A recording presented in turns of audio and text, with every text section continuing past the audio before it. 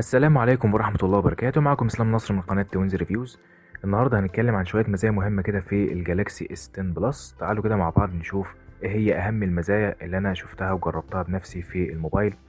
في ميزة كده بسيطة جدا، ان انت تقدر تسحب باصبعين مع بعض من اعلى الشاشة عشان تنزل لوحة الاشعارات زي ما انتم شايفين. عشان تنزلها كاملة بدل ما تنزلها بصباع واحد كده، لا، ممكن تنزلها بصباعين اتنين عشان يفتح لك لوحة الاشعارات بالكامل وكل الادوات تبقى ظاهرة قصادك.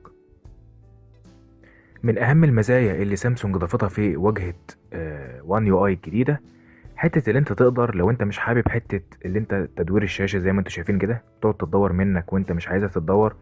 لما تلغي وضع تدوير الشاشة من فوق كده من لوحة الاشعارات، هتقدر اللي انت تقدر تدور الشاشة في التوقيت اللي انت محتاجه فيها. بس هيظهر عندك ايقونة كده اول ما تدور الشاشة، هتضغط عليها يقوم مدور لك الشاشة. عشان تظبطها تاني هتظهر لك نفس الايقونة تدوس عليها تاني.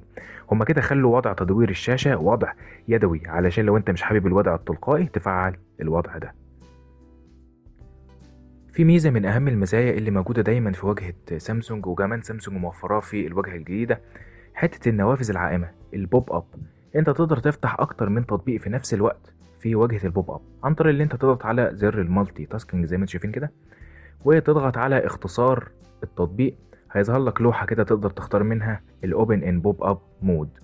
ده بيقدر يعرض لك التطبيقات زي ما انتم شايفين أكتر من تطبيق في نفس الوقت في شكل صفحة كده عائمة، وتقدر اللي انت تتحكم في كل صفحة على حدة، وتقدر تفتح اكتر من صفحة زي ما قلت لكم. ده طبعا بيوفر عليك وقت كتير وبيخلي الاستخدام بتاعك اسهل واسرع. وتقدر اللي انت كمان تتحكم في الشفافية بتاعتها عن طريق الاعدادات اللي موجودة في الشريط بتاعها من فوق. في حركة سريعة كده بتقدر تعملها علشان توصل للتطبيق السابق اللي انت كنت فاتحه، عن طريق اللي انت تضغط ضغطتين كده بسرعة على زر المالتي تاسكينج زي ما انتوا شايفين. هيفتح لك التطبيق اللي انت كنت فاتحه من شوية. يعني بيرجعك بسرعة جدا لورا أو لقدام حسب التطبيق اللي أنت كنت فاتحه. ميزة إضاءة إشعارات حواف الشاشة، أنا شايف إنها من أهم المزايا الموجودة في الإس 10 بلس والإس 10 العادي طبعا. حتة إن أنت تخلي الحواف تنور لما يجيلك إشعار بألوان مختلفة، هتقدر تظبطها منين؟ تدخل في الإعدادات، تدخل في السكرين، في إعدادات الشاشة هتلاقي عندك في الإعدادات الإيدج أو الحواف، حواف الشاشة. هتدخل في حواف الشاشة، هتقدر اللي انت تفعل حتة التطبيقات بتاعة السحب من جنب الشاشة، وتقدر تفعل إشعارات بتاعة إضاءة حواف الشاشة. تقدر تحدد اللون من هنا زي ما انتوا شايفين، وتقدر تحدد الوضع بتاعها والتأثير بتاعها زي ما انتوا شايفين كده. تقدر تظبطها زي ما انت عايز. ممكن نخلي التأثير بتاعها شكل دائري، شكل نقط، شكل أي شكل انت حابه. هتلاقي عندك هنا في التبويب ده هتقدر تختار الشكل بتاعها يكون عامل ازاي واللون بتاعها بكل تأكيد. في ميزة مهمة جدا وجميلة جدا وجديدة في الكاميرات، حتة اللي انت بيعملك اقتراح لموضوع التصوير. هندخل عن طريق الاعدادات، هتلاقي فيه suggestion shot.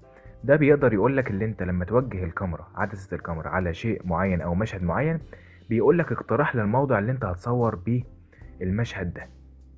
هي هنا يمكن مش واضحة شوية، ولكن لما تيجي توجهها فعلا لشيء او اي حاجة بيعمل لك اللي انت يقول لك لا، هات الكاميرا يمين شوية او شمال شوية او فوق او تحت، علشان تطلع الصورة باحسن وضعية ممكنة. بحيث طبعا كل ده بيعتمد على ايه؟ الاضاءة اللي في المكان من حواليك. من اجدد المزايا واسهلها اللي بتسهل عليك الاستخدام، في اداة جديدة في الكيبورد. لو انت بتتعامل مع كمية كبيرة من النصوص، تقدر ان انت تسهل على نفسك عن طريق انت تدخل في اختصارات اللوحة، وتدخل في الأسهم دي. عندك هنا الأسهم دي تقدر اللي انت تتنقل بين السطور براحتك، وتقدر تاخد كوبي وبيست وتعمل كات زي ما انت عايز. وده بينفعك جدا زي ما قلت في كمية النصوص الكبيرة. لما تجربها هتحس فعلا بفرق كبير جدا عن السابق لما كنت بتيجي تاخد كوبي أو بيست. اللي بيميز طبعا الجالاكسي اس 10 بلس حته الشاشه الكامله، وان الكاميرا في هيئه ثقب زي ما انتم شايفين كده، وكاميرا طبعا مزدوجه. طب لو انت مش حابب شكل الكاميرا المزدوجه دي والنوتج ده، هتعمل فيه ايه؟ ممكن تشيله عن طريق انت تدخل في الاعدادات، وتدخل في السكرين، وعندك فيه في الفول سكرين ابس. هتدخل من جوه وتقدر اللي انت تشيل التشيك من على الفرونت كاميرا، تعملها هايد للفرونت كاميرا. اول ما تعمل هايد للفرونت كاميرا هيختفي من عندك النوتش زي ما انتوا شايفين كده، وهتبقى الشاشة فيها حافة من فوق عريضة شوية. بس ده طبعا ليه اللي مش حابب شكل الثقب اللي موجود في الشاشة، لان في ناس طبعا اعترضت على الثقب ده، فدي الطريقة اللي انت تقدر تشيل بيها النوتش زي ما انتوا شايفين. مين فينا مش بيستخدم الجيم لانشر؟ طبعا موجود في واجهة وان يو اي الجديدة، تقدر تفعله من هنا. ده بيجمع لك جميع الالعاب، وبيكون فيه مجموعة من ادوات تقدر تساعدك اثناء اللعب، وفيه تقدر تتحكم في وضع توفير الطاقة او التركيز على الاداء من الاشعار ده. من المزايا اللي دايما موجودة ومعروفة في فئة الفلاج شيب في سامسونج لوحة التطبيقات الجانبية. زي ما انتوا شايفين بتسحب كده يطلع لك مجموعة من التطبيقات اللي انت دايما بتستخدمها في استخدامك اليومي للموبايل. تقدر تعدل فيها وتقدر تضيف التطبيقات اللي انت عاوزها عن طريق ان انت هتقوم بتسحبها كده وضاغط على علامة الاعدادات بتاعة اللوحة.